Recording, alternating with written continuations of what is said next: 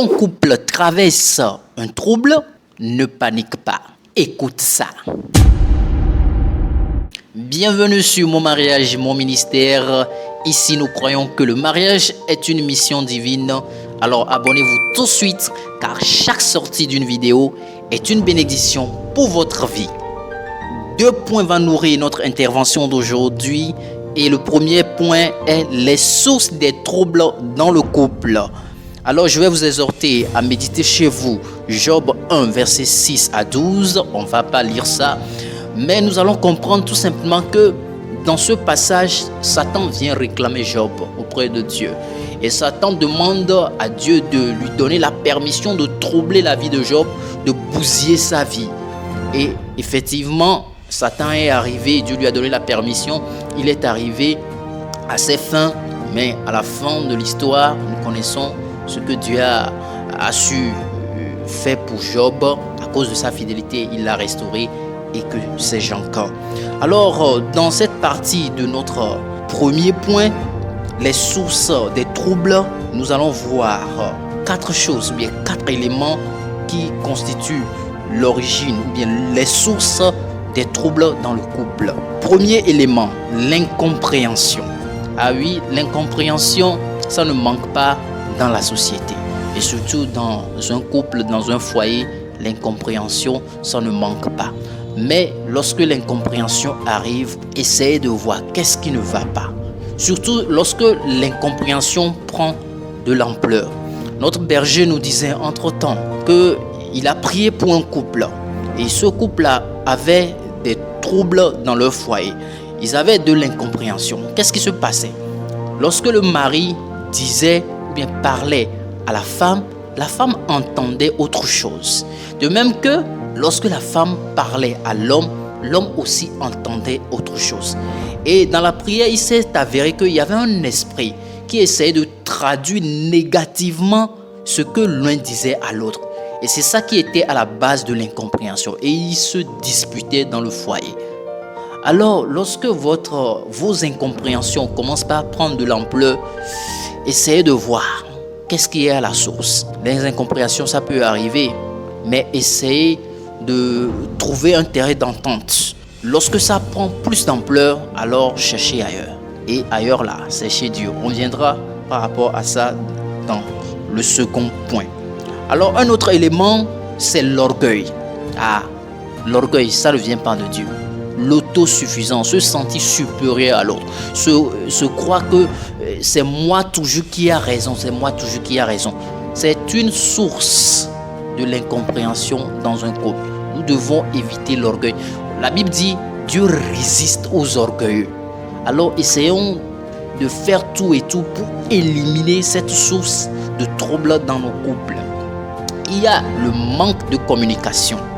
Ah, le manque de communication. Je lisais un livre tout récemment et dans le livre, on faisait comprendre que ce que l'ennemi essaie de faire très souvent dans un couple, il casse la communication, il brise la communication. Et lorsqu'il n'y a plus de communication, il n'y a plus de compréhension. Parce qu'il doit y avoir communication pour penser à la compréhension. Mais s'il n'y a pas de communication, comment on peut se comprendre? On ne s'échange pas. Vous voyez? Donc, dans le livre, on nous faisait comprendre que l'ennemi essaie de créer de la distance. L'ennemi essaie de créer un vide et il règne. Et il essaie de faire de telle en sorte que l'autre accuse l'autre. L'homme accuse la femme accuse l'homme. Et chacun reste dans son coin. Et c'est l'ennemi qui est en train de régner comme ça. Essayez d'éliminer cette source-là dans votre couple. Et vous allez voir que les choses vont s'arranger. Un autre élément, 4e élément, les blessures non guéries.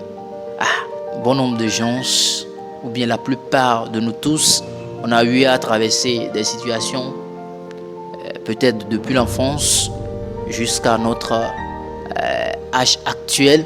On a eu à vivre des choses.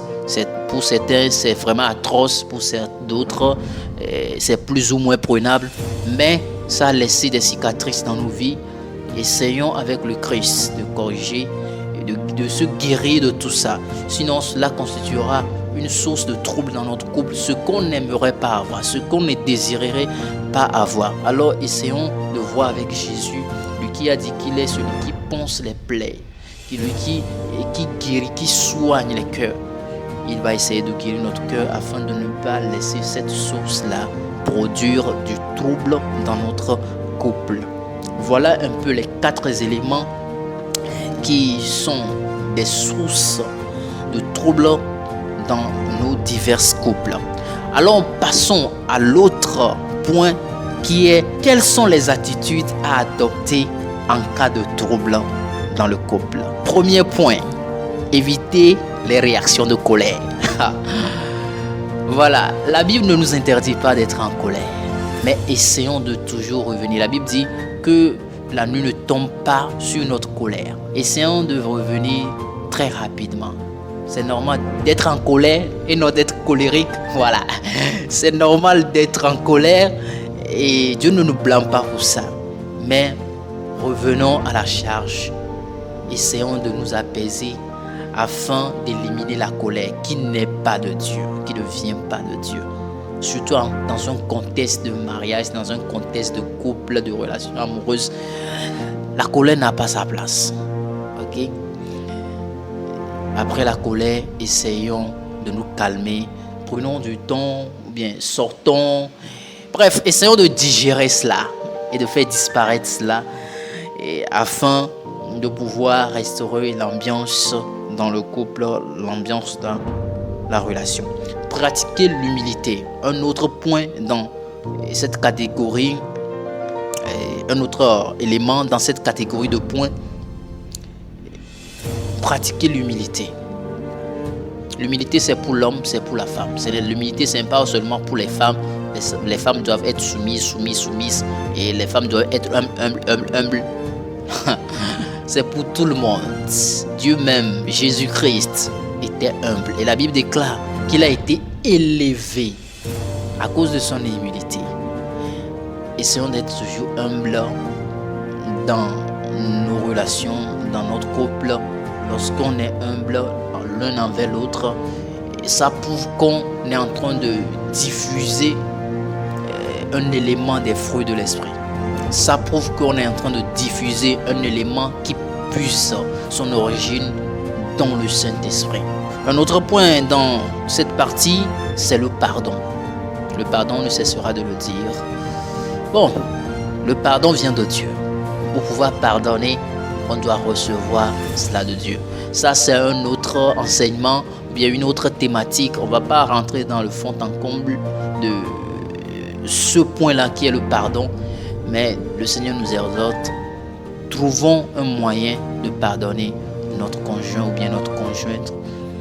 Essayons, demandons au Seigneur de nous donner les moyens pour pouvoir pardonner à notre conjoint. Peu importe, certes, je ne nie pas cela, c'est compliqué, mais avec Dieu, tout est possible.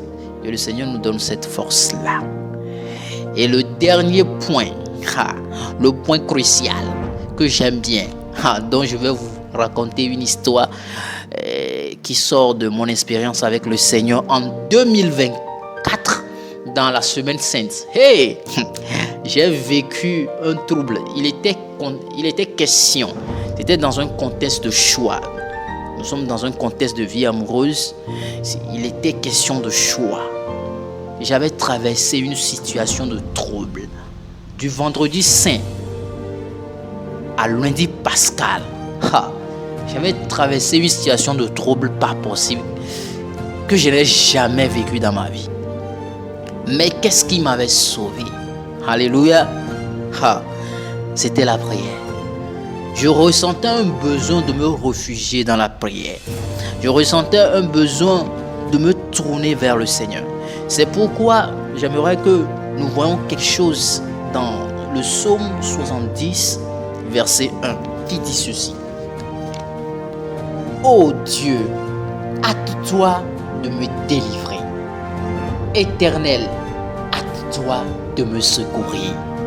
Ah oui, lorsque ça se corse dans votre vie, dans votre couple, dans votre mariage, je vous supplie de tourner vers le Seigneur. Ne tournez pas Aïe, aïe, aïe, aïe, aïe. Ne vous tournez pas en premier lieu vers vos amis, mais tournez-vous en premier lieu vers le Seigneur. Réfugiez-vous dans la prière. Parce que des fois, les troubles essaient de casser tout notre être.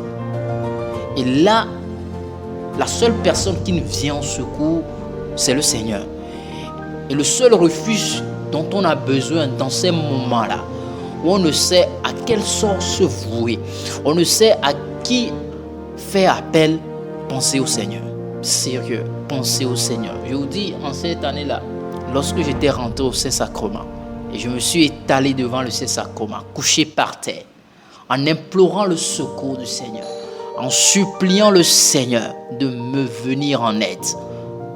Jusqu'à ce que, je ne sais pas combien de temps j'ai fait au Saint-Sacrement, jusqu'à ce que je ne sorte de ce sacrement, le Seigneur s'est manifesté. Ça n'a pas tardé. Alléluia.